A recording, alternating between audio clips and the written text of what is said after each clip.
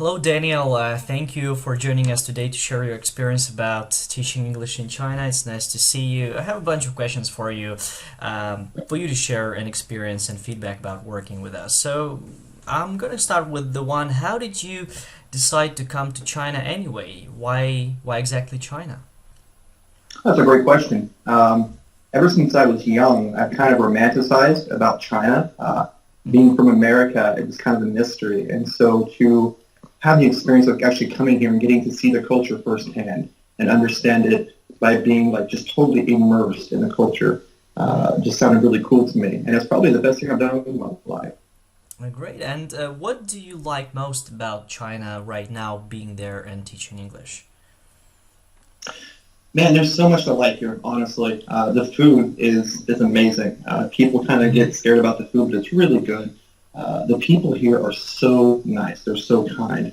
And the school that I've been placed in, man, they're very knowledgeable, and they love these kids. And it's so cool to teach them and to see the joy they get just from saying colors or from saying, hello, my name is Duo Duo. Like, Mm-hmm. it's just a cool thing. Great. And so, how long have you been in China so far? Let's see, I've been in China for almost a year now. Almost a year. And how did you come up with our company eventually? Like, what made you choose this position right now that you're teaching English? Yeah, that's a great question. I was working for another company in a different city, Mm-hmm. and the company was negligent on a lot of things. The training was poor. Mm-hmm. They didn't support their staff very well. So when I left that position, I had some time to explore and look at different companies, Mm-hmm. and the company came up. So I did a little bit of research. I liked what I saw.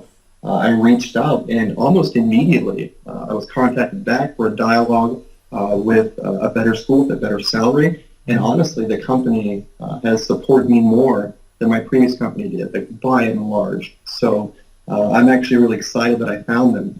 It's great. And can you dwell upon the support that was provided to you when you actually maybe arrived to your city and to the school? Like, what happened next? Oh yeah, of course. My transportation was covered to my new city. I was placed into a hotel for a couple of days while I was looking for a new apartment. Mm-hmm. I got explored around the city. I was shown a few things that I could do for entertainment, a few places that were really good to eat. The first night I was skateboarding through town, and probably 45 locals just surrounded me and were all of my skateboard and wanted a picture with me and were talking with me. It was really just a cool experience. And any other issues I've ever had, man, I've been able to call, and I get an answer within a couple hours. We hash things out. It's been great. It's been really, really cool. Nice. And can you tell more about the teaching experience itself? Like, what is your usual day at school? What do you do? And is it really hard to teach English in China? People think that it's terribly difficult, but if you love kids and you have a history of teaching, it's one of the most fulfilling, most fun jobs I've done. I've been working with students since I was 18 years old, my entire adult life, and this is the most fun I've had with students. Mm-hmm. There are days when it's super challenging, and there are days when I want to pull out what hair I have left, which is very little. But I get here in the morning. I get here about 8 a.m., sometimes 7:45. Mm-hmm. I will sit by the gate and greet parents and greet children in English. Talk to the parents a little bit. We get them to their classroom, and for about an hour, I'm just sitting and talking with the kids, helping them to learn to make the sounds, to learn the phonetics, like an L sound or an F sound. Mm-hmm. After that, I come back. I do about 45 minutes of prep work. We have lunch, and then I'm teaching the rest of the day. But I know what I'm teaching in advance because after work I stay for about an hour, which is common. Bust out my work for the next day. It's a very easy transition. So if you prepare yourself Mm-hmm. and you enjoy being organized and you love kids, this is one of the coolest jobs of all time, and maybe one of the cool places ever. So yeah. Great, thank you. And well, speaking about the culture, what was the most stunning experience for you when you came? Maybe something awkward, maybe something shocking in terms of culture and in terms of the Yeah. difference between the countries. Yeah. Well, first off, man, Chinese people are super kind. They are super kind.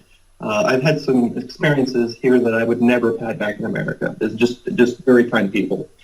Uh, One of the biggest things I found is that the locals will talk to you in Chinese for about 5 minutes, and then they'll be very close to you, so you're not Mm-hmm. necessarily comfortable. And they'll pause and say, "Do you speak Chinese?" Oh, it doesn't matter. And they'll keep speaking to you because they just want to speak with you and Yeah, get to know you. It's really endearing, and once you learn a little bit of Chinese, it's fun to kind of have that conversation.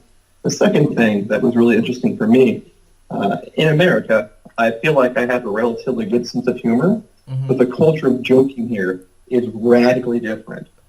So there were a few times I've tried to say a joke that would have killed it back home, and they just look at me and say, "You're not funny. Like, why are you saying?" And so, I mean, I've had to gauge myself back a little bit, but once you learn their humor too, you kind of get to build that bridge, and man, Mhm.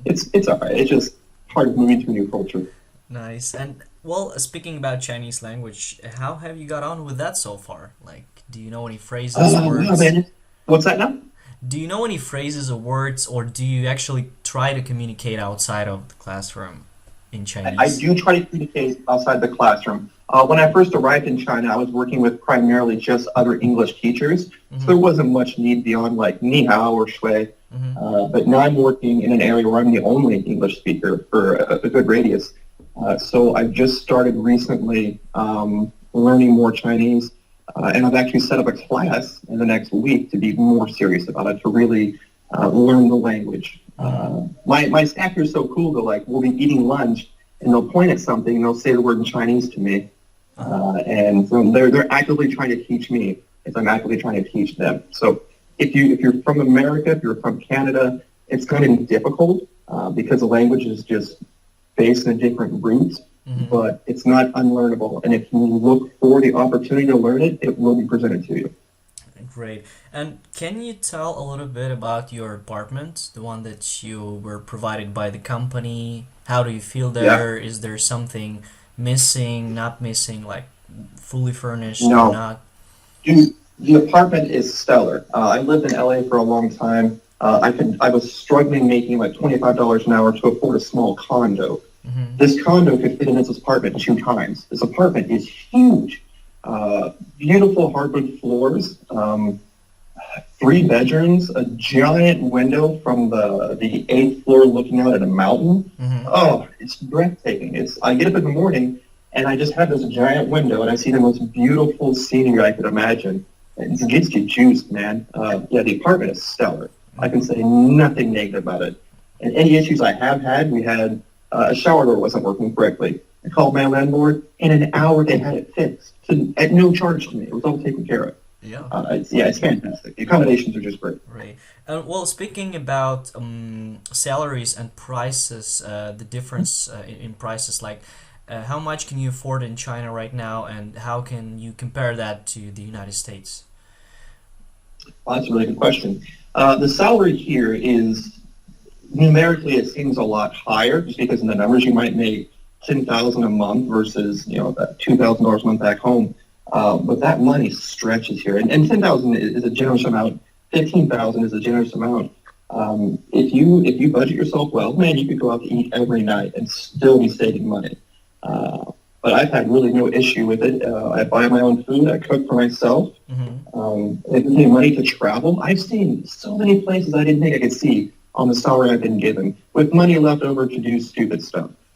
So, I mean, yeah, the salary is really good. The salary actually is way above comparable. It's very good. So when you have free time out of classes, what is your favorite leisure activity, or what do you enjoy doing in the city? Like, where do you go out? Yeah, I'm in Wuxi, which is by Shanghai. So I like to, again, walk around, try to talk to the locals. They'll always try to get a picture with you. Kids will always chase after you and speak English, and it's super endearing. I'll skateboard to a few places. There's a local music shop. I go and play drums and guitar with some other locals. Um, if you're looking for something to do, you can find it, no matter what you want to do. I spend a lot of time just exploring, to be honest. When I'm not working, I'm just out enjoying the city, enjoying the view, enjoying the food and the people. And there's always something to do. Nice. And well, I noticed you have a tattoo, so maybe can you tell Yeah. a little bit about how Chinese treat people and foreigners, especially with tattoos? What is the attitude to that in China? Because many people That's a ask, great, and yeah, that's a great question. I was worried about that for a long time. The tattoos, I have several. People may comment on them and say, "Oh, I like that," or "Oh, I don't like it." But I've never had someone be rude about it. It's never been an issue. When I first came to China, I had spacers in my ear and a nose ring and a lip ring, and that seemed to be more of an issue with people than the tattoos and piercings.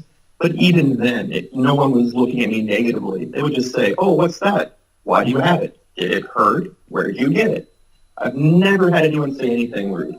And actually, I've noticed more and more, I'm more in an urban area, a lot of the locals have tattoos. A lot of the locals have piercings. It's not a stigma. You're not really looked down upon it. Maybe in the past, that would have been true. But I've never had any issue. No one said anything rude to me, and I've seen some really nice art on other people. great, thanks. Well, I don't have any more questions, but maybe just to sum up, what would you tell those who are maybe hesitating or still considering going to China to teach English? Like any words of wisdom from you as a 1 year teacher in China there? Just go. You're going to love it. Just go. Even if you go for 1 year, it's going to change your life. The people you're going to meet, the things you're going to help kids do, it's going to change their life in the future. You have nothing to lose and everything to gain. Just go for it.